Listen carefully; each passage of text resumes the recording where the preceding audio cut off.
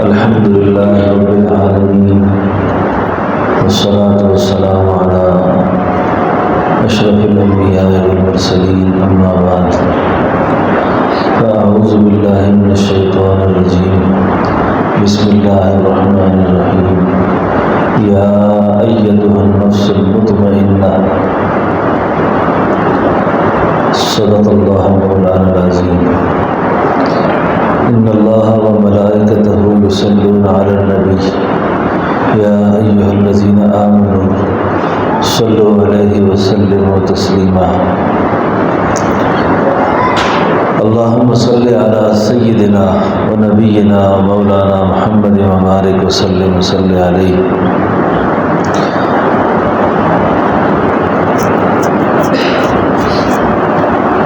کسی ساتھی نے اپنے آپ کو ناپنا ہو، پیمائش کرنی ہو کہ میرا نفس اس وقت کس مرحلے پر ہے،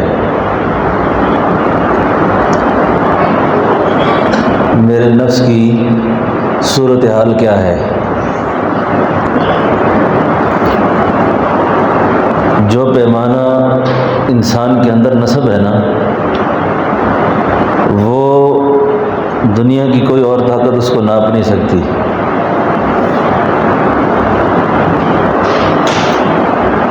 آپ اپنے نفس کو جتنا خود اچھا جان سکتے ہیں، جس کو فارسی میں کہتے ہیں من آنم کے من دانم، میں خود ہی جانتا ہوں کہ میں کیا ہوں. میں بھی اپنی بزرگی کی اور آپ بھی اپنی بزرگی کی تعریف لوگوں سے سنیں. اس میں ایک گنا شکر تو ہے کہ اللہ نے پردہ پوشی کی ہے، کہ اللہ نے ہمارے اوپر ستر پوشی کر رکھی ہے، ہمارے عیوب ظاہر نہیں ہیں. ایسا نہ ہوتا کہ عیب ظاہر ہو جاتے تو ہم آنکھ نہ ملا سکتے کسی سے. یہ تو پردہ پوشی کا مضمون ایک الگ ہے، اور نہ خود اپنے بارے میں ہر شخص جان سکتا ہے کہ میرا نفس کس مرحلے میں ہے. موت کا پتہ کوئی نہیں. آج میں یہاں ہوں، کل رات میری قبر میں آ سکتی ہے. اس وقت نہ آپ کی مریدی مجھے کام آئے گی، نہ مجھے میری پیری کام آئے گی.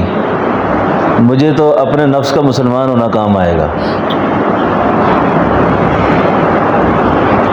اس وقت کے اعتبار سے کون کہاں کھڑا ہوگا، اس کی پیمائش خود کرنی ہے.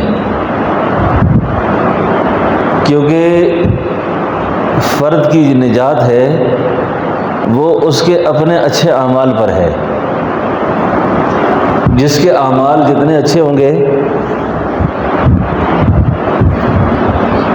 ہم تو ابھی تک اسی پہ خوش ہیں کہ وہ بھی ہماری تعریف کرتا ہے، وہ بھی تعریف کرتا ہے، وہ بھی اچھا کہتا ہے.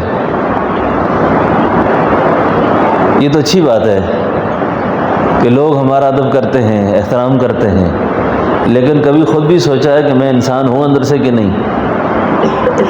یہ تو نبوت کی برکت ہے. اس محبوب پیغمبر کی دعا کے برکت سے کہ ہمارے چہرے مسخ نہیں ہوئے،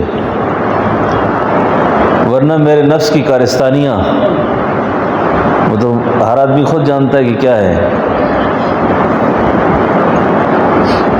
تو اس کا احتساب اور محاسبہ ہر شخص کے لیے ضروری ہے کہ میں نفس کے کس مرحلے میں ہوں. اور جس نفس کی بنیاد پر اللہ تعالیٰ بخشش فرمائیں گے، نجات کریں گے، مردوں کی بھی عورتوں کی بھی، اس نفس کا نام اللہ نے خود رکھا ہے نفس مطمئنہ. نفس یا ایتھا النفس المطمئنہ. یہ جو نفس مطمئنہ ہے،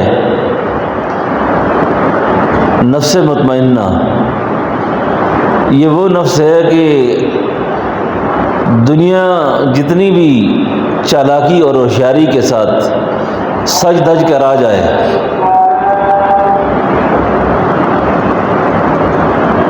تو تو نفس مطمئنہ کی پہلی علامت یہ ہے، نہ تو وہ کسی حسین عورت کے چکر میں آئے گا، نہ وہ کسی حرام مال کے چکر میں آئے گا، اس کی پہلی نگاہ اللہ کی ذات پر ہوگی، اس کی پہلی نگاہ اللہ پر ہوگی، اور یہ عارضی دنیا کی چمک دمک نفس مطمئنہ کے حامل شخص کو متاثر نہیں کر سکتی۔ رہتے اسی دنیا میں ہیں، اسی دنیا میں، اسی دنیا کے تذکروں میں وقت گزارتے ہیں، لیکن دل کے کسی گوشے میں بھی حرام لذت نہیں پلتی، حرام ارمان موجود نہیں ہوتے۔ یہ نفس مطمئنہ کی پہلی علامت ہے، یہ نفس مطمئنہ کی پہلی علامت ہے۔ وہ تنہا ہوں یا مجمع میں ہوں، بازار میں ہوں، رات میں ہوں کہ دن میں ہوں، ان کا تعلق معاملہ ایک ہی طرح ہوتا ہے، جلوت میں ہوں کہ خلوت میں ہوں۔ یہ اصل میں یہ نفس جو ہے نا اللہ کو مطلوب ہے، رہیں دنیا میں اور دنیا سے بے تعلق ہوں۔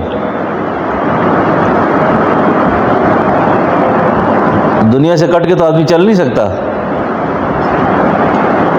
سیدنا ابوبکر صدیق رضی اللہ عنہ مرتبہ صدیقیت پر تھے، جس دن خلیفہ بنے نا، اس کے دوسرے دن کپڑے کا تھان رکھ کر بازار میں جا رہے ہیں، کپڑے کا تھان لے کے جا رہے ہیں۔ آگے سے کسی آدمی نے پوچھا ابوبکر کدھر جا رہے ہو؟ کہا کپڑا بیچنے جا رہا ہوں۔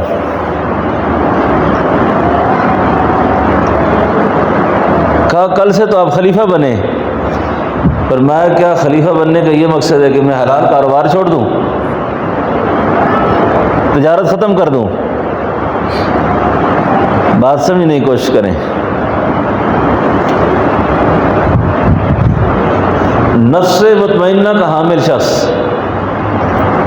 وہ اپنی دنیاوی ضرورتیں یا دنیا میں جو بھی مصروفیات ہیں اس کو ترک نہیں کرے گا، وہ اس کو بھی اختیار کرے گا، لیکن اس کی نفس کی جو سوئی ہے وہ ایک لمحہ کے لیے بھی اللہ کی ذات سے نہیں پھرے گی۔ اس کی دنیا میں ہی دین ہوتا ہے، اس کا ہر معاملہ دین ہوتا ہے۔ تو قرآن کریم میں اس نفس کی تعریف کی ہے۔ تو آپ اپنے نفس سے اگر خود سرد لینا چاہیں نا، تو نفس کی بہت ساری قسمیں بیان فرمائی گئی ہیں۔ ان میں جو سب سے اعلیٰ نفس ہے وہ ہے نفس مطمئنہ، جو کسی بھی حال کے اندر، کسی بھی کیفیت کے اندر وہ زیر و زبر نہیں ہوتا، وہ زیر و زبر نہیں ہوتا۔ اس کو اللہ کی مشیت، اللہ کی منشا، اللہ کے حکام کی تابعداری اس کے مزاج میں شامل ہو جاتا ہے، شریعت طبیعت بن جاتی ہے اس کی، شریعت طبیعت ہوتی ہے اس کی۔ یا ایتھا النفس المطمئنہ، ایسے نفس کو اللہ فرمائیں گے ارجعی الی ربک راضیۃ مرضیہ فادخلی فی عبادی وادخلی جنتی۔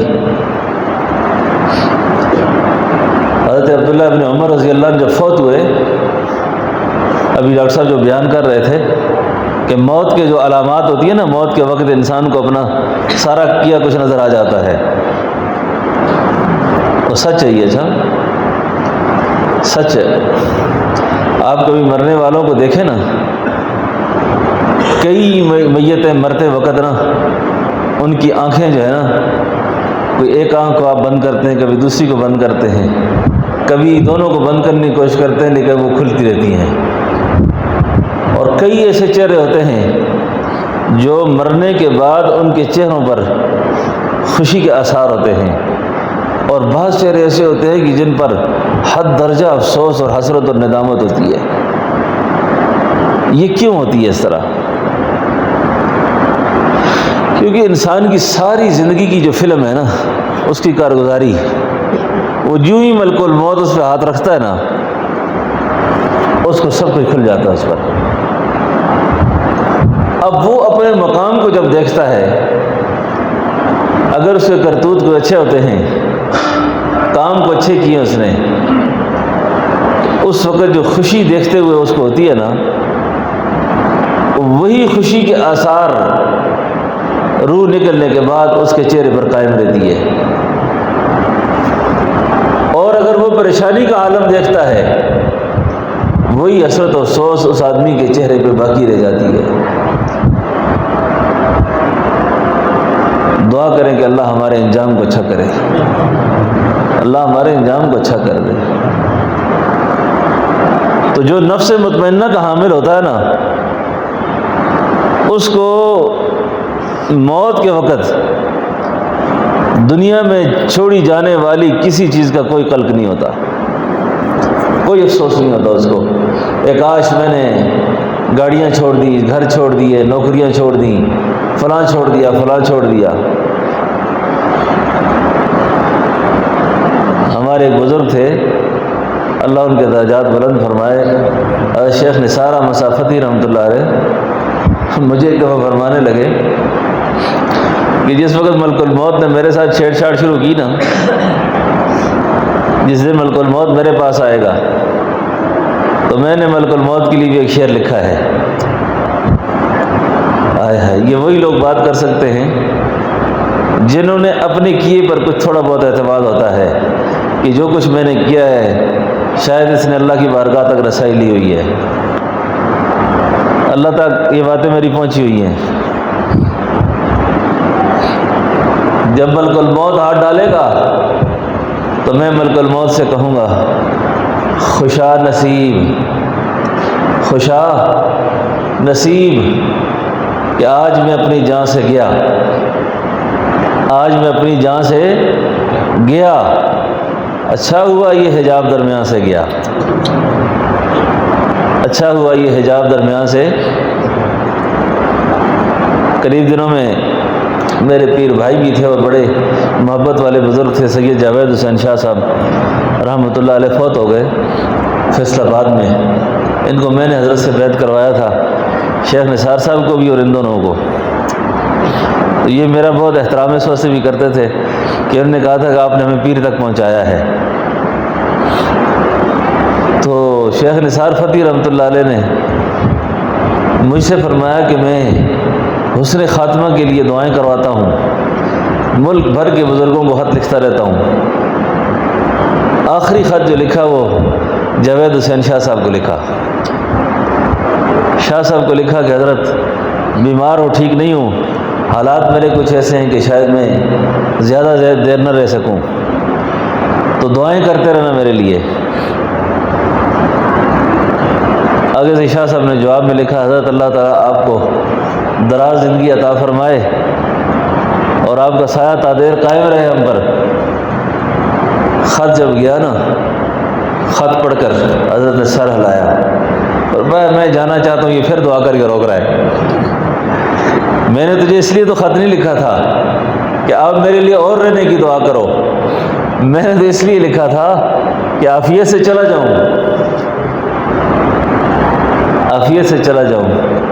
آپ کے خلیفہ نے کہا، حضرت موت مانگا نہیں کرتے، موت نہیں مانگا کرتے، موت کی کیوں دعا کرتے آپ؟ سبحان اللہ۔ حضرت نے میری طرف اشارہ کر کے فرمایا، ان سے پوچھو میں کیا مانگتا ہوں، ان سے پوچھو میں کیا مانگتا ہوں۔ میں نے کہا حضرت موت نہیں مانگ رہے، حضرت وصال مانگ رہے ہیں، یہ موت نہیں مانگتے، یہ وصال مانگتے ہیں۔ ان کو اللہ کی ملاقات کا شوق ہے، یہ اللہ سے ملنا چاہتے ہیں، اللہ سے ملاقات چاہتے ہیں۔ تو نفس مطمئنہ کا حامل آدمی وہ تو شکر کرتا ہے کہ میری جان چھوٹے دنیا سے، اس کی تو جان چھوٹتی ہے دنیا سے، ورنہ ہائے روز آئے روز ایک نے ایک فتنہ سر اٹھا کے کھڑا ہے، اور اہل ایمان کے لیے امتحانوں کا ایک سلسلہ بڑھتا جاتا ہے، بڑھتا جاتا ہے، بڑھتا جاتا ہے۔ حضرت عبداللہ ابن عمر جب فوت ہوئے، آپ کے وصال ہوا، اور جب آپ کو لحد میں اتار دیا گیا فرمایا کہ ہوا کے اندر ایک ٹکڑا اڑتے اڑتے آیا جو سیدھا آ کر حضرت عبداللہ ابن عمر کے سینے پہ لگا.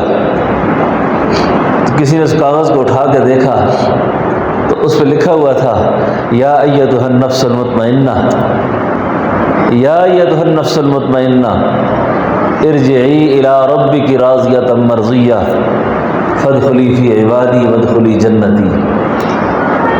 تو ہر آدمی کو اپنا جائزہ خود لینا چاہیے کہ منکرات میں بچنے میں، اللہ کی حدود کو پامال کرنے میں، اللہ کی نافرمانی سے بچنے میں میرا نفس کہاں تک پہنچا ہوا ہے، میرے نفس کی کیا صورتحال ہے. نظر بازی کا شوق ہے مجھے، بدکاری کا شوق ہے مجھے، حرام کھانے کا شوق ہے مجھے، حرام چھونے کا شوق ہے مجھے، حرام پکڑنے کا شوق ہے مجھے، اللہ کی حدود سے تجاوز کرنے کی آرزو ابھی تک باقی ہے. اگر سمجھ جائیں کہ ایسی کوئی چیز دل میں نہیں آ رہی، اللہ کا شکر ادا کریں کہ نفس کے کچھ مراحل طے ہونا شروع ہو گئے ہیں. لیکن پھر بھی یہ خیال رکھنا کہ نفس ابھی ٹھٹر چکا ہے، مرا نہیں ہے، ٹھنڈا ہو گیا ہے، ٹھنڈا. مولانا روم فرماتے ہیں کہ ایک برف کی بہت بڑے تودے کے اندر نا ایک سانپ تھا. اتنی بڑی برف تھی اس کے اوپر کہ وہ سانپ جو ہے نا، سپیرا مداریا، اس کو لے کے بازار میں آتا تھا اور لوگ سارے سانپ کی زیارت کرتے تھے، ٹکٹ لگتے تھے، پیسے لیتے. دیکھو میرے پاس کتنا بڑا اژدہا ہے. اب وہ خود سانپ کے ساتھ بیٹھا ہوتا تھا ہر وقت، لیکن وہ سانپ برف کی وجہ سے برف بنا ہوتا تھا، سخت سردی لگی ہوتی تھی اسے. تو وہ اس کے ساتھ ہاتھ پھیرتا، کھیلتا اس کے ساتھ. ایک دن جب سخت دھوپ لگی نا، اس نے گرمائش محسوس کی تو پہلا حملہ اس نے اس سپیرے پہ کیا اور اس کو کھا گیا. وہ مولا روم فرماتے ہیں کہ نفس کی گارنٹی نہیں ہے کسی کو، گارنٹی نفس کی کوئی نہیں ہے. اور یہ کوئی شخص یہ دعویٰ کبھی نہ کرے کہ میرا نفس مر چکا ہے. نفس مرتا نہیں ہے، نفس کی قوت کمزور ہو جاتی ہے، لیکن جو ہی اس کو گرمی ملے وہ سر اٹھا کے باہر آ جاتا ہے.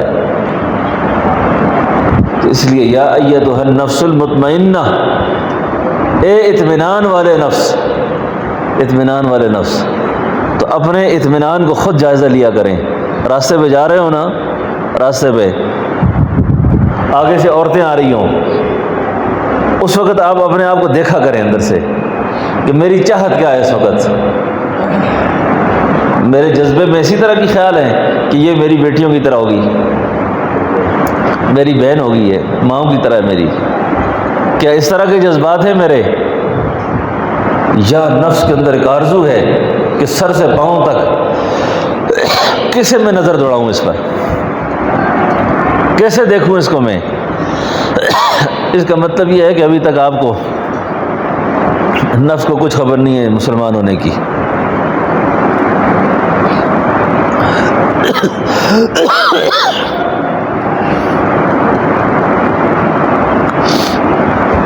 نفس کو ابھی تک کچھ پتہ بھی نہیں ہے.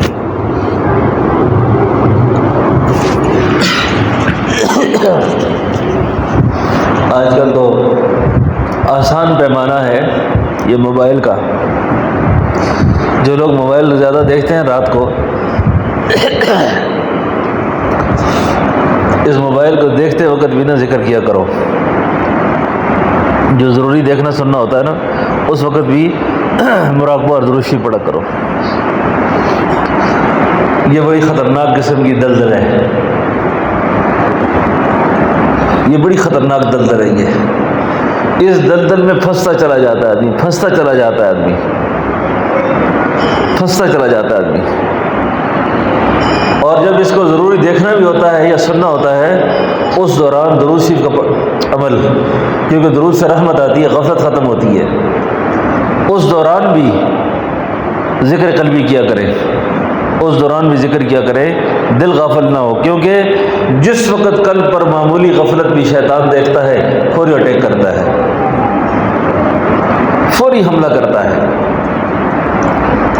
تو اپنے نفس کو کسی سے جانچنے کی ضرورت نہیں ہے، بزرگوں سے پوچھنے کی جی میں کہاں تک پہنچا ہوں، کیا میرے حالات ہیں۔ آپ اپنے حالات کو خود جان رہے ہیں، بس اپنے حالات کو خود جان رہے ہیں آپ کہ میرے حالات کیا ہیں اس وقت، میرے حالات کیا ہیں، بات سمجھ رہے ہیں میری؟ تو یا ایتھا النفس المطمئنہ، یا ایتھا النفس المطمئنہ، تو اللہ رب العالمین ہم سب کو نفس مطمئنہ کا حامل بنائے، موت سے پہلے۔ مرنے کے بعد اگلا سفر پٹائی کا ہے یا اجر کا ہے، وہاں عمل کا نہیں ہے، اعمال ختم ہو جائیں گے وہاں پر، اعمال سارے یہیں کرنے ہیں جو کرنے ہیں، نفس کو سیدھا کرنا ہے کہ خراب رکھنا ہے، وہ یہی ہے سارا کچھ۔ آگے سفر بڑا مشکل ہے، بڑی مشکل گھاٹی ہے، وہ بڑی مشکل گھاٹی ہے۔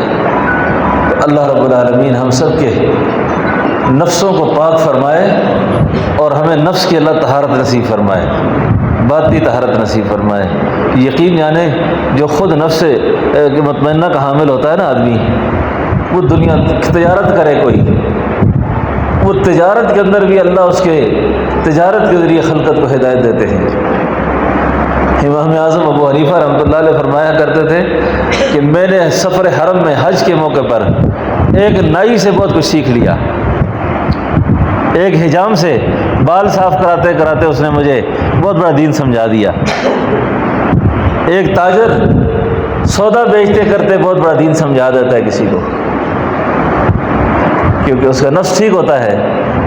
اب نفس کی آرزویں ٹھیک ہوں، نفس کے ارمان ٹھیک ہوں تو آدمی خود اپنے لیے تو خیر ہوتا ہی ہوتا ہے، دوسروں کو بھی خیر منتقل کرتا ہے، دوسروں کے اندر بھی خیر منتقل کرتا ہے۔ تو ہمیں دنیا سے بھاج نہیں جانا چاہیے، بھاج نہیں جانا چاہیے، کچھ کر کے جانا چاہیے، اور کچھ کریں گے ہم اسی صورت میں کہ جب ہم خود کچھ ہوں گے، خود کچھ ہوں گے۔ بات سمجھے نا؟ ہماری یہ نگاہیں نا، نگاہیں یہ سب سے زیادہ دیر میں اپنی اولاد پر پڑتی ہیں، اولاد پر پڑتی ہیں۔ اگر یہ نگاہیں بیمار ہیں نا، آپ جتنا مرضی اولاد کے لیے دعائیں کرو، اللہ میری اولاد کو یہ کر، اللہ میری اولاد کو وہ کر، اللہ آپ کی اولاد کو تو ضرور کریں گے، دعا تو اللہ راضی کرتے، لیکن آپ جو دیکھتے ہیں نا اس کی ساری گندگی روزانہ آپ کی اولاد پر پڑتی ہے، ساری آپ کی اولاد پر پڑتی ہے۔ یہ نقطہ سمجھ آیا آپ کو؟ اور وہی گندے خیالات آپ کے دل پر ہوتے ہیں۔ یہ ہمارا طریقہ عالیہ میں تعویذ فروشی کا کام نہیں ہے، یہ آج کل تعویذوں کا ایک دھندا چل گیا ہے نا، تعویذوں کا دھندا سمجھتے ہیں آپ؟ عملیات کرنے چاہیے، اچھے اللہ والے نیک لوگ ہوتے ہیں جو تعویذ دیتے ہیں، کسی کو علاج کرتے ہیں، اور یہ ممنوع نہیں ہے، تعویذ دینا بھی، تعویذ کا ہدیہ شکرانہ لینا بھی جائز ہے، لیکن یہ جو تعویذ فروشی کا دھندا چل پڑا ہے نا، ہر آدمی دوسرے آدمی نے یہ فراڈ شروع کیا ہوا ہے، ہر دوسرا آدمی یہ فراڈ کرتا ہے۔ اب ہمارے طریقے میں مشائخ تعویذ دیتے تھے، مجھے حضرت ایک دفعہ فرمانے لگے کہ آپ بھی تعویذ دیتے لوگوں کو، میں نے کہا حضرت لوگ آتے رہتے کرتے ہیں کچھ نہ کچھ، میں نے تو تعویذ چھاپ کے رکھے ہوئے ہیں، جو آتا ہے دے دیتا ہوں، اور جس کو کہوں تو پہ جادو نہیں ہے وہ دوبارہ آتا ہی نہیں ہے، پھر جس کو کہنا آپ پر جادو نہیں ہے نا وہ نہیں آتا واپس، وہ کہتے ہیں جی کچھ 10 کتاب پڑھ کے، وہ کتاب میں ہی کچھ نہیں ہے، کیا بتائیں آپ کو؟ یقین جانے جتنا جھوٹ بول کے آدمی کما سکتا ہے نا اس تعویذ فروشی میں، اس سے بڑی انڈسٹری اور کوئی نہیں اس وقت مذہبی طور پر، اس سے بڑی فیکٹری اور ہی کوئی نہیں ہے، کہ بیوقوف دنیا میں بہت ہیں، تو یہ نوسرباز ان سے خوب فائدہ اٹھاتے ہیں۔ میں نے سوچا یہ کالے اعمال زیادہ خطرناک ہیں کالے علم سے، آپ اعمال ٹھیک کریں۔ تو مجھے حضرت فرمانے لگے کہ یہ جب عورتیں آتی ہیں نا، عورتیں حلقہ ذکر میں آنے والی عورت کا جذبہ اور ہوتا ہے، تعویذوں کے لیے آنے والی کا جذبہ اور ہوتا ہے، آپ ذکر کے لیے آئے آپ کا جذبہ اور ہے، آپ آئے جی میں برکت کی دعا کراؤں گا، کوئی کام میرے سیدھے ہو جائیں گے، یہ تصوف میں 5ویں درجے کے لوگ ہیں۔ پہلے درجے کا آدمی شیخ سے بھی ملتا ہے، وہ اس نیت سے نہیں ملتا، وہ اس نیت سے ملتا ہے کہ میں اللہ کو کیسے پالوں، مجھے اللہ کیسے ملیں گے۔ اس کے علاوہ جتنے جذبے ہیں وہ سارے غلط ہیں، اللہ کو دینا چاہیے، اللہ سے۔ تو مجھے فرمایا، میں نے کہا حضرت فرمایا یہ اتنی خطرناک بیماری ہے بد نظری کی، آپ کی نگاہ کسی پر پڑی اور آپ کو ملنے والا کوئی آیا، آپ کو ملنے والا کوئی آیا اور وہ بیچارہ آیا تھا آپ سے توجہ لینے کے لیے، اللہ کے لیے، آپ کی ساری ظلمت وہاں منتقل ہو گئی۔ اس لیے ہماری پیری مریدی آسان نہیں ہے، یہ روز جینے کا روز مرنے کا کام ہے، یہ روز جینا ہے روز مرنا ہے، اس میں روز جینا ہے روز مرنا ہے۔ لوگ تو آسان سمجھتے ہیں اس کھیل کو نا، یہ آسان کھیل نہیں ہے، یہ شیر کی مونچھوں کے ساتھ کھیلنے کا عمل ہے، یہ شیر کی مونچھ کے ساتھ کھیلنا ہے۔ یہ تربیت اور تزکیہ کا مراحل، یہ بڑے مشکل مقامات ہیں یہ۔ اس لیے نفس مطمئنہ کا حامل بننا ایک تو اپنے لیے خیر ہے، اس کے علاوہ دوسروں کو جہنم سے بچائے گا وہ۔ اس لیے آپ اپنے گھروں میں نا اس داڑھی کے ساتھ، پگڑی کے ساتھ، خاندان میں رشتہ داروں کے لیے ایک بزرگ شمار ہوتے ہیں، استغفار ضرور پڑھا کریں، ندامت ضرور کیا کریں کہ یا اللہ مجھے یہ اتنا اچھا نیک آدمی سمجھ رہا ہے تو کہیں میری کوئی ظلمت اس کو نہ چلی جائے، ظلمت نہ چلی جائے اس میں، بات سمجھے؟ تو یا ایتھا النفس المطمئنہ۔ اب یہ جو نفس مطمئنہ کی دولت ہے یہ حاصل کیسے ہوتی ہے؟ یہ مضمون حضرت تھانوی رحمۃ اللہ علیہ نے خانقاہ شریف تھانہ بھون میں بیان کیا۔ جب بیان کر رہے تھے تو خواجہ عزیز الحسن مجذوب کھڑے ہو گئے۔ حضرت مضمون تو بڑا زبردست بیان کیا، ایسے ہی کچھ انداز سے تقریر کی، پھر نہ پیدا شبہ باطل ہوا، آج پایا مزہ ایمان میں جیسے قرآن آج ہی نازل ہوا۔ لیکن حضرت یہ دولت ملے گی کیسے؟ حضرت نے اپنی زبان میں کوئی بات کی تو ان کے مزاج پہ شعر غالب تھا، تو انہوں نے کہا ان سے ملنے کی یہی ایک راہ، ان سے ملنے کی یہی ایک راہ، ملنے والوں سے راہ پیدا کر، ملنے والوں سے راہ پیدا کر۔ اللہ اکبر۔ حضرت فرمایا کرتے تھے مجذوب جب میری راہ پیدا ہوئی نا، راہ پیدا ہوئی تو ایک دن میں نے پوچھا حضرت جب راہ پیدا ہو جائے تو اس کی کیا علامت ہے؟ کیسے پتہ چلے جائے گا مجھے راہ پیدا ہو گئی ہے؟ جیسے میں نے عرض کیا نا، آپ نفس آپ کو خود بتائے گا، خود بتائے گا کہ آپ کہاں کھڑے ہیں۔ تو حضرت نے فرمایا جب آپ جوان ہوئے تھے تو آپ کو کس نے بتایا تھا میں جوان ہوا ہوں؟ بس جوان ہو جاتا ہے آدمی، اسی طریقے سے جوان ہو جاتا ہے۔ حضرت مجذوب نے آخر سے بڑی عجیب بات کی، عاشر صاحب کیا خوب کہا انہوں نے، کیا خوب کہا، نقش بتاں مٹایا دکھایا جمال یار، نقش بتاں مٹایا دکھایا جمال یار، آنکھ کو میری آنکھ دل کو میرے دل بنا دیا، آنکھ کو میری آنکھ دل کو میرے دل بنا دیا، آنکھ کو میری آنکھ دل کو میرے دل بنا دیا۔ ان سے ملنے کی یہی ایک راہ، ملنے والوں سے راہ پیدا کر۔ اب آپ لوگ جتنے بھی ہیں نا، جتنے لوگ آپ کو عقیدت سے ملتے ہیں وہ ایسے ہی نہیں ملتے، وہ غرضی ہیں اندر سے، وہ کچھ چاہتے ہیں آپ سے، وہ کچھ چاہ رہے ہیں۔ اگر وہ جو چیز آپ سے چاہ رہے ہیں اور آپ وہ نہیں ہیں، آپ وہ نہیں ہیں، کئی عورتیں فدا ہوتی ہیں کہ بڑی نیک ہے، اللہ والی ہے، اس سے دعا کرواتی ہیں، آپ سے کئی لوگ دعائیں کرواتے ہیں، آپ سے اچھی امیدیں رکھتے ہیں۔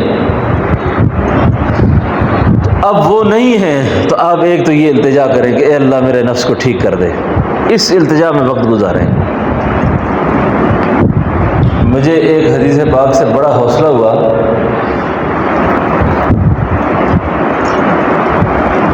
یہ آپ کو بھی بڑا حوصلہ ہو جائے گا، پڑھی میں نے نہیں ہے کسی جگہ، یا ایک جگہ صوفیاء کی کسی کتاب میں، ذہن میں یاد نہیں ہے۔ جو آدمی نفس کو مسلمان بنانے کی آرزو رکھتا ہو نا، اور جتنے بھی رذائل ہیں ان سے بچنا چاہتا ہو، لیکن نفس اس کو دھوکہ دے کے پھر بھی شامل کر دے، کبھی اس کو بد نظری سے رکنا چاہتا تھا نہیں رک سکا، کبھی رکا کبھی کر دی، غیبت سے رکنا چاہتا تھا کبھی کر دی کبھی رک گیا، فضولیات کبھی سن رہی کبھی بچنا چاہتا تھا ہو گئی، جتنے بھی غلط کام ہیں ان سے بچنا چاہتا تھا لیکن کہیں نہ کہیں پھنس گیا، لیکن دعا مراقبہ التجا کرتا رہا کہ میرے اللہ مجھے ٹھیک کر دے۔ اس دوران اس شخص کی موت آ گئی، موت آ گئی۔ جب اللہ کی بارگاہ میں پیش ہوگا نا تو یہ شخص اللہ سے کہے گا اے اللہ سزا تو آپ مجھے دے رہے ہیں، لیکن آپ کے علم میں یہ بھی تو ہے نا کہ میں نے آپ سے بہت دفعہ اپنی اصلاح مانگی تھی،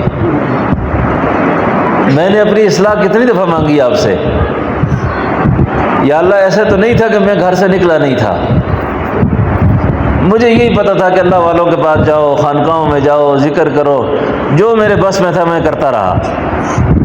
اب میں اس نفس کا کتنا مجبور تھا، اس سے کتنا مختار تھا، اللہ تجھے ہی پتہ ہے اس کا، اللہ تجھے ہی پتہ ہے اس کا، اور میں اللہ اس شخص کو معاف کر دیں گے، اللہ اس کو بخش دیں گے۔ لیکن ایک آدمی ایسا ہے جس کو پرواہ ہی نہیں ہے، اس قدر غفلت ہے اس پر، نہ وہ دعا مانگتا ہے، نہ اصلاح کی فکر کرتا ہے، نہ اس کو اصلاح کا غم ہے، نہ اس کو یہ جستجو ہے، اس کا بیچارے کا کیا ہوگا۔ اس لیے قرآن کریم میں اللہ فرماتے ہیں والذین جاہدوا فینا لنہدینہم سبلنا، جو کوشش کرے نا اللہ کی راہ میں، بڑھنا چاہے اللہ کی راہ میں، وہ اپنی کوشش کی سرحد تک چلے، فینا لنہدینہم، آگے اللہ تعالیٰ اس کے لیے راہیں کشادہ فرما دیں گے۔ تو اس کے لیے ایک تو صحبت کا اختیار کرنا، ذکر پر دوام کرنا، التجا کرتے رہنا، معافیاں مانگتے رہنا، غلطی خطا ہو جائے آرزو کرے اللہ مجھے معاف کر معاف کر معاف کر، پڑا رہے اللہ کے پیچھے، پڑا رہے اللہ کے پیچھے۔ اور یہ اس وقت جس دنیا میں ہم چل رہے ہیں نا، اب دنیا کا اینڈ کا دور ہے یہ، اب لمبی چوڑی آرزویں چھوڑو کہ ہمارے بعد یہ ہوگا اور پھر اس کے بعد یہ ہوگا پھر اس کے بعد یہ ہوگا۔ ابھی یہ دنیا بھی اختتام پذیر ہے، ابھی یہ دنیا اختتام پذیر ہے، اپنے حصے کا جتنا کام کر سکتے ہو کر لو، شاید کہ پھر موقع نہ مل سکے، شاید کہ پھر موقع نہ مل سکے۔ جتنی خیر پہنچ سکتی ہے کسی کو پہنچاؤ، جتنا دین کا کام کر سکتے ہو کرو، جتنا اللہ کو راضی کر سکتے ہو اللہ کو راضی کرو۔ یہ زیادہ دنیا کے ارمان اور دنیا کی حسرتیں چھوڑ دو، ہم یہ بھی کریں گے ہم وہ بھی کریں گے، ہم سے پہلے بھی بڑوں نے ایسے ایسے ارمان کیے تھے، آج ان کی قبروں پر بھی جھاڑ ہے ہوں کچھ بھی نہیں ہے، وہ بڑے بڑے گھاس کے تنے کھڑے پڑے ان کی قبروں پر، قبروں کے نشان ہی مٹ گئے، کچھ بھی نہیں ہوا ان کا بھی، ہمارا بھی کچھ نہیں ہوگا۔ دیکھو نا، پہلے کسی کا کچھ بنا ہو تو خیال کرو ہمارا بھی کچھ بنے گا، نہ ان کا کچھ بنا ہے نہ ہمارا کچھ بنے گا، بنے گا اسی کا جو کچھ کر کے گیا ہے۔ فانی ہو جاؤ، مٹاؤ اپنی ہستی کو، اور اللہ کی رضا کے لیے جو کچھ ہو سکتا ہے کرنا شروع کر دو۔ نام نہ چاہو، نام نہ چاہو، جو نام چاہیں گے نہ ان کا نام ہوگا نہ کام ہوگا، اور جو نام نہ چاہیں گے کام کریں گے، کام اللہ کو راضی رکھیں گے، اللہ ان کو دنیا میں بھی عزت دیں گے، اللہ آخرت بھی ان کی کر دیں گے، سب کچھ اللہ ان کا کر دیں گے۔ تو اس لیے اللہ کو حاضر سمجھ کے زندگی گزارنا، اللہ کو حاضر سمجھ کر، اور اپنے نفس کی اصلاح کی فکر کرنا، اور یہ التجا کرنا کہ اللہ میرے نفس کو نفس مطمئنہ کر دے، تاکہ موت سے پہلے میں اس حال میں تجھ سے ملوں کہ تو مجھ سے راضی ہو، تو مجھ سے راضی ہو، اور جب تو مجھ سے راضی ہوگا تو مجھے کسی چیز کا غم ہی نہیں ہے، پھر کوئی فکر نہیں ہے مجھے۔ نفس مطمئنہ بڑی دولت ہے۔ سیدنا بلال حبشی رضی اللہ عنہ، واہ واہ کیا قسمت کھری لے کر آئے تھے، کیا واضح مقدر لے کر آئے تھے صحابہ۔ کسی آدمی کو یہ بھی حسد نہ کرے کہ میں صحابی ہوتا، ہو سکتا اس زمانے میں ہوتے تو ہم پتہ نہیں کیا بدبختی کر لیتے، لیکن صحابہ بڑی عجیب قسمت والے تھے، خوب قسمت والے، خوب شان والے۔ سیدنا بلال حبشی اب دنیا سے رخصت ہوئے، بیوی سرانے کھڑی رو رہی تھی، بیوی رو رہی ہے، بیوی سے پوچھو کیوں روتی ہو؟ کہو میرے سرتاج آپ کی جدائی ہو رہی ہے مجھ سے، اب الگ ہو رہے ہیں۔ میاں بیوی جب جدا ہوتے ہیں نا، اسی لیے اللہ والوں نے لکھا ہے بہت اہتمام سے اس بات کو، یہ میاں بیوی کو لڑنا نہیں چاہیے زیادہ آپس میں، لڑنا نہیں چاہیے نا، کہ لڑنا چاہیے قاری صاحب؟ نہیں لڑنا چاہیے نا، یہ لڑائی جھگڑے لڑنا بڑنا جو ہے نا یہ کتوں کا کام ہوتا ہے۔ اچھا، اور خاص کر کے نا بیویوں کے ساتھ، عورتوں کے ساتھ، یہ عورتیں ہوتی بڑی ناقص ہیں، عورتوں کا مزاج ہوتا ہے ناقصۃ العقل ہوتی ہیں، ان کے ساتھ آگے سے جتنا بحث کریں گے نا اور خراب ہوں گے۔ کیوں قاری صاحب؟ جتنی بحث کریں گے نا خراب ہوتے جائیں گے آپ۔ بس خیر کس میں ہے؟ جب سمجھے کوئی گڑبڑ کا خطرہ ہے نا، سائڈ مارے، سائڈ پہ ہو جائے، سائڈ پر ہو جائے، سائڈ، کیونکہ عورت کے ساتھ جنگ لڑ کر جیت کوئی نہیں سکتا، عورت کی جنگ میں آج تک کوئی جیتا نہیں ہے نا، عورت کی جنگ میں کوئی نہیں جیتا، ہار ہی جاتے ہیں، بڑے بڑے ہار گئے، ہاں بڑے بڑے ہار جاتے ہیں، اس لیے خیر اسی میں ہوتی ہے کہ بندہ سائڈ مارے۔ میں پتہ نہیں کیا بات کر رہا تھا ادھر آگے۔ حضرت بلال حبشی، بیوی رو رہی ہے، یہ جو بیویاں اپنے خاوندوں کو تنگ کرتی ہیں نا، روئیں گی یہ بھی بہت زیادہ، پھر روئیں گی یہ بھی زیادہ۔ لیکن سیدنا بلال کی بیوی جب رو رہی تھی نا تو سیدنا بلال نے پوچھا کیوں روتی ہو؟ رونے کا تو مقام ہے نا جی، آج لباس جدا ہو رہا ہے، لباس الگ ہو رہا ہے نا، میاں بیوی ایک دوسرے کا لباس ہوتے ہیں، قرآن نے ان کو لباس کہا ہے، اور لباس کا خیال رکھنا چاہیے، لباس کے ساتھ لڑائیاں نہیں کرنی چاہیے۔ اپنا لباس پھاڑ کے کوئی عزت دار رہ سکتا ہے فضل بھائی؟ یہ جو بیویوں کو مار پٹائی کر کے، جی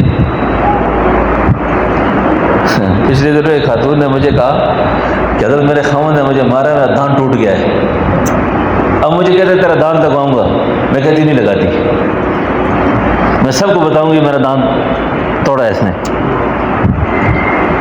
میں نے کہا ماں باپ کے گھر جانے سے پہلے لگوا دے دانت، جانے سے پہلے دانت لگوا کے جانا، ان بیچاروں کا دل خفا ہوگا۔ کہتا اب تو میری بڑی منتیں کرتا ہے، پر میں بھی کہتا میں مار نہیں رہا تھا دانت ایسی، میں نے کہا کیڑا لگا ہوگا دانت کو، پہلے سے ہلا ہوتا ہے نا دانت، تو اس بیچارے نے کہیں تھوڑا بہت ٹھکور کیا نا تو دانت نکل گیا اس کا۔ تو میں نے کہا دانت لگا کے جانا بڑی بری بات ہے، ماں باپ خفا ہو جائیں گے، پریشان ہوں گے، ایسی حماقت بھی نہیں کرنی چاہیے۔ اچھا، تو سیدنا بلال کی بیوی رو رہی ہے، فرمایا کیوں روتی ہو؟ کہا لباس جدا ہو رہا ہے، کیوں نہ رہوں، ننگی ہو جائے گی نا عورت۔ جس عورت کے سر پہ خاوند کا سایہ نہ ہونا، یہ عورتیں میری بات کو سنیں ذرا، یہ عورتوں کو سنانے والی باتیں ہیں۔ ایک روایت میں میں نے دیکھا عورت کے لیے دو ہی مقام اچھے ہیں، دو جگہ اچھی ہیں، جب تک زندہ رہے خاوند کے ساتھ رہے، اور جب اس کا خاوند نہ رہے نا، عورت کے لیے زمین کے اوپر سے رہنا، زمین کے نیچے رہنا زیادہ بہتر ہے۔ پھر بیوہ ہو جائے تب بھی، متعلقہ ہو جائے تب بھی، نہ کوئی شریف کی نظروں سے چھوڑتی ہے، نہ بدماش کی نظر چھوڑتی ہے، نہ شریف آدمی کو چھوڑتا ہے اس کو، نہ بدماش چھوڑتا ہے، ہر وقت تاڑ میں ہوتے ہیں۔ ہر وقت اس کی نگاہ الٹی ہوتی ہے اس پر۔ تو سیدنا بلال فرمانے لگے نہ رو، کیوں روتی ہو؟ میری ملاقات ابھی اللہ کے نبی سے ہونے لگی ہے، میری ملاقات اصحاب سے ہونے لگی ہے، ابو بکر عمر عثمان علی میرا انتظار کر رہے ہیں، تم کیوں پریشان ہو؟ یہ تو وہی کہہ سکتا ہے جو نفس مطمئنہ کا حامل ہو، جس کو نفس اللہ نے ٹھیک کیا ہو۔ اس لیے یہ بڑی نازک جدائی ہے نا، بڑی نازک جدائی ہے اور بڑا مشکل مقام ہے یہ۔ بڑے بڑے غیرت مند مرد جو ہوتے ہیں نا، بڑے بڑے غیرت مند، اللہ اللہ اللہ، اگر وہ زندہ رہیں، ان کو ان کے مرنے کے بعد ان کی بیویوں کے حالات پتہ چل جائے، سر پھٹ جائے، ان کے سر پھٹ جائے۔ لیکن قسمت آدمی کو پتہ نہیں کہاں سے کہاں لے جاتی ہے، تقدیر کیا سے کیا کرتی ہے۔ اس لیے میاں بیوی آپس میں پورا اہتمام کریں آخر وقت تک کہ لڑائی جھگڑے کی صورت نہ پیدا کریں، لڑائی جھگڑے کی صورت پیدا نہ کریں، جان بچائیں اس سے، اس فتنے سے جان بچائیں۔ اور یہ جو اخیر زمانہ ہے نا، جس دور سے ہم گزر رہے ہیں، اللہ کے محبوب علیہ السلام نے اس امت کی مثال رائی کے ساتھ دی ہے۔ رائی اس چرواہے کو کہتے ہیں جو بکریوں کے ریوڑ کو لے کر نکلتا ہے نا، دمبے بکریاں لے کر نکلتا ہے، سینکڑوں کا قافلہ ہوتا ہے، کوئی بکری بھاگ کر اس طرف جاتی ہے، کوئی دمبا بھاگ کر اس طرف جاتا ہے، لیکن کوئی چرواہا ایسا نہیں ہوتا کہ وہ چرنے والے اس مال کو چھوڑ کر رات کو گھر آ جائے واپس۔ اس سب کو جمع کرتا ہے، وہ سب کو اکٹھا کر کے لاتا ہے تاکہ بکھر نہ جائے کوئی آدمی، کوئی جانور رہ نہ جائے مجھ سے۔ اسی طریقے سے اس فتنوں کی یلغار کے دور میں ایسا کرنا ہے کہ سب کو اکٹھا کرنا ہے، جدا نہیں کرنا کسی کو بھی، کسی کو جدا نہیں کرنا۔ مردوں کے اندر ایک بیماری ہے، یہ آگے یہ بات تو کر دوں، یہ بد نگاہی بہت کرتے ہیں۔ بد نظری کرنے کی وجہ سے نا ان کو اپنی بیوی پر غصہ بہت آتا ہے، اپنی بیوی، یہ غصے کا سبب جو ہے نا بد نظری ہوتا ہے۔ اور عورتوں کی کمزوری کیا ہے؟ عورتوں کی کمزوری یہ ہے کہ انہوں نے اگر ستھرے کپڑے پہننے ہیں وہ کسی شادی میں پہننے ہیں، صاف کپڑے پہننے ہیں تو وہ کسی شادی میں پہننے ہیں، میک اپ کرنا ہے تو کسی شادی میں کرنا ہے باہر لوگوں کے لیے، گھر میں رہنا ہے تو ماسیوں کی طرح رہنا ہے جو برتن مانجنے آتی ہیں، شہر میں برتن مانجنے آتی ہیں۔ اب انہوں نے قسم اٹھا رکھی ہے کہ گھر کے اندر ستھرا نہیں رہنا، اور مردوں نے یہ طے کر رکھا ہے کہ ہم نے بد نظری نہیں چھوڑنی، بس بات بات پہ غصہ، بات بات پہ لڑائی۔ اس لڑائی کے پیچھے وجہ یہ ہے کہ ان کو اس کی عورت نے صحیح ڈیل نہیں کیا۔ ایک اللہ والے کی خدمت میں ایک عورت آئی، کہا حضرت مجھے ایک تعویذ چاہیے شوہر کی تابع داری کے لیے۔ فرمایا بڑی بیوقوف عورت وہ ہوتی ہے جو مرد کو تعویذ سے قابو کرے، تعویذ سے قابو کرے۔ عورت خود بہت بڑا تعویذ ہے، تعویذوں سے قابو نہیں آئیں گے۔ آپ وہ کام کرو جو امہات المومنین کی سنت ہے، جو اللہ کے نبی کی تعلیمات ہے۔ گھر میں پاکیزہ کپڑے پہنو، صاف ستھرے کپڑے پہنو۔ حضرت تھانوی فرمایا کرتے تھے یہ عورتیں جب کبھی کہیں نا میں اپنے باپ کے گھر جاتی ہوں، ماں کے گھر جاتی ہوں، بھائیوں کے گھر جاتی ہوں، اس کو کبھی منع نہ کیا کرو، یہ کہو کہ اس لباس میں جاؤ جس لباس میں تم گھر میں رہتی ہو، میری طرف سے کوئی پابندی نہیں، لیکن تم نے جانا ان کپڑوں میں ہے جو کپڑے آپ گھر میں پہنتی ہیں، بس میری طرف سے کوئی پابندی نہیں۔ صبح جاؤ شام جاؤ، گاڑیوں پہ لکھا ہوتا ہے نا صبح سفر شام سفر، زندگی کا انجام سفر، جتنے مرضی ہے سفر کرو، لیکن جانا ان کپڑوں میں ہے جو کپڑے آپ گھر میں استعمال کرتی ہیں۔ دیکھو پھر جاتی ہے۔ ہاں، حضرت تھانوی بڑے عجیب بزرگ تھے، بڑی عجیب شخصیت تھی۔ کسی نے کہا حضرت عورت سے بہت تنگ آ گیا ہوں، روز کہتی ہے جی میں باپ کے گھر جاتی ہوں۔ ایسے کسی نے حکیم الامت نہیں کہا تھا۔ کہا حضرت کیا کروں؟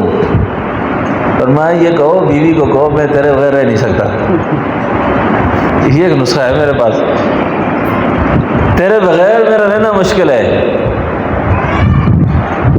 ہے مولانا حسرت موہانی، بہت بڑا آدمی گزرا ہے، مولانا حسرت موہانی۔ بیویاں بھی ایسی ہوں گی، جب بیوی فوت ہوئی نا تو بیوی کی قبر کے لیے کتبہ لکھوایا۔ کتبہ ہوتا ہے نا، یہ کتبہ نہیں ہوتا، اچھا کتبہ ہوتا ہے، لکھوایا نا، تو جو کاتب لکھ رہا تھا نا اس کو کہا میری بیوی کی قبر پہ کتبے پہ یہ شعر لکھو میری طرف سے، یہ میری طرف سے اس کو ہدیہ تبریک ہے جو اس نے میرے ساتھ زندگی گزاری ہے، میری طرف سے ایک ہدیہ ہے، ہدیہ عقیدت ہے، یہ شعر اس کے نام کرتا ہوں میں۔ آرزو کی زندگی بیکار ہے تیرے بغیر، آرزو کی زندگی بیکار ہے تیرے بغیر، آرزو کی زندگی بیکار ہے تیرے بغیر۔ اس طرح کے کچھ چند اشعار ہیں مجھے یاد تھے، تو یہ کہیں ایسا نہ ہو کہ آپ اس کو غلط معنی میں لے لیں اور کسی اور کو لکھ بیٹھیں، سمجھے نا، ایسا کام نہیں کرنا، ایسا کام بھی نہیں کرنا۔ اچھا کسی اور کو نہیں لکھنے، یہ اگر سنانا ہو تو اپنی بیوی کو سنانا کہ حضرت موہانی نے اپنی بیوی کو لکھا، میں تجھے یہ کہہ رہا ہوں، سمجھو۔ عاشقی کا حوصلہ بیکار ہے تیرے بغیر، آرزو کی زندگی بیکار ہے تیرے بغیر۔ ایسی اللہ والیاں گزری ہیں۔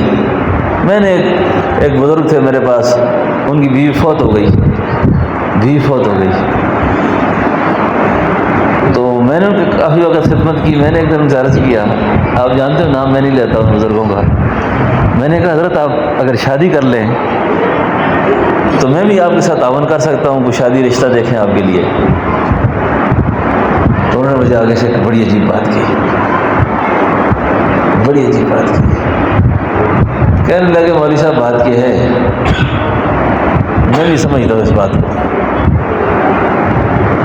مجھے بیوی ملنی نہیں ہے کوئی، اس عمر میں بھی مجھے بیوی اور کتی اگر کوئی ملے تو میں شادی نہیں کرتا۔ میں نے کہا حضرت یہ کیا فرمایا آپ نے؟ کہا جان ہی ذلیل کرانی ہے، ابھی اس عمر میں ابھی میں نے جان ذلیل کرانی ہے شادی کر کے۔ میں نے کہا بڑا سخت لفظ ہے، وہ کہا نہیں سمجھتی آج کل،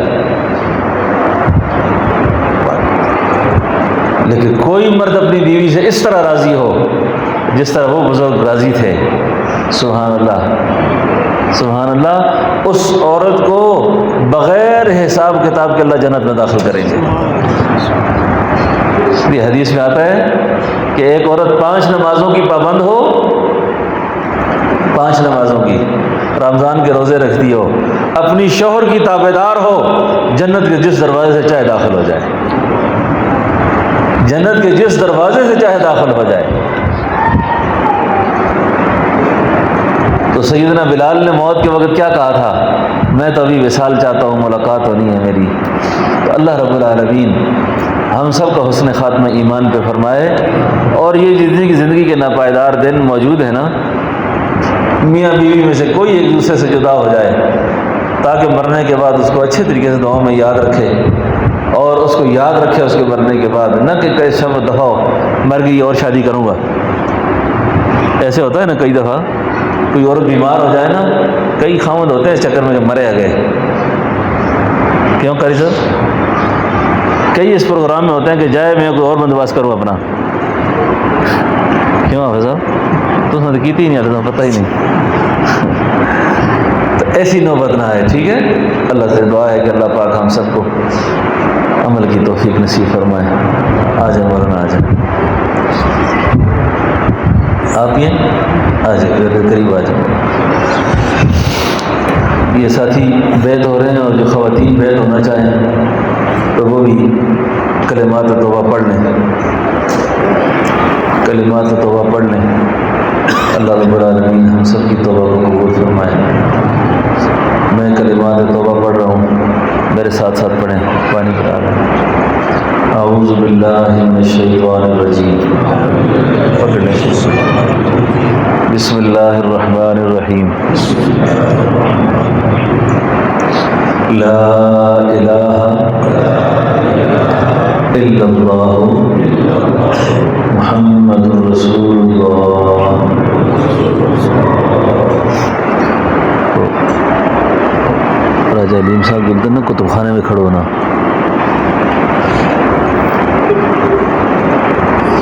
لا الہ الا اللہ محمد رسول اللہ اشہد ان لا الہ الا اللہ واشہد ان محمدا عبدہ ورسولہ آمنت باللہ وملائکتہ وکتبہ ورسلہ والیوم الآخر والقدر خیرہ وشرہ من اللہ تعالی والبعث بعد الموت استغفر اللہ الذی لا الہ الا هو الحی القیوم واتوب الیہ استغفر اللہ الذی لا الہ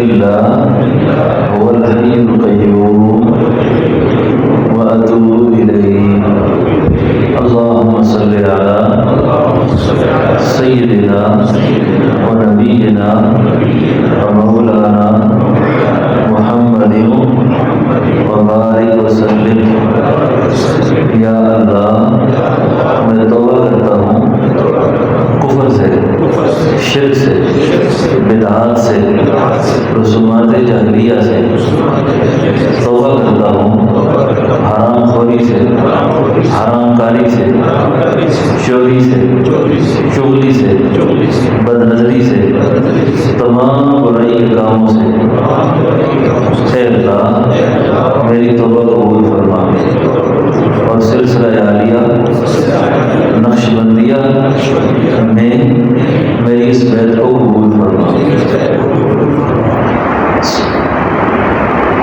اب میں آپ کو ذکر کا اجازت دے رہا ہوں، خاموشی سے ہمارے طریقہ کے شجرہ کو سنیں اور اس شجرے کو یاد بھی کر لیں۔ آپ کی بیعت جس طریقے میں ہوئی ہے اس طریقہ عالیہ کا نام ہے نقش بندیہ مجددیہ طریقہ۔ اس طریقہ عالیہ میں ذکر اس میں ذات دل کی زبان سے دل میں کیا جاتا ہے، اللہ اللہ اللہ، یہ ذکر زبانی بھی کیا جاتا ہے اور یہ ذکر قلبی بھی کیا جاتا ہے۔